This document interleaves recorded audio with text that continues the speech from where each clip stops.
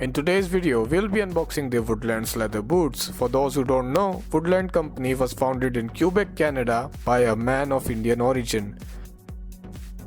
Woodland's parent company Aero Group has been well known in the outdoor shoe industry since the early 1950s. Okay, so let's talk about the shoe now. Just like other typical Woodland, it tends to run a size larger. So if you buy a size 10 sports shoe, I recommend that you go for size 9 Woodland. This shoe is called the lace-up ankle boots and should give you a 2-inch height advantage.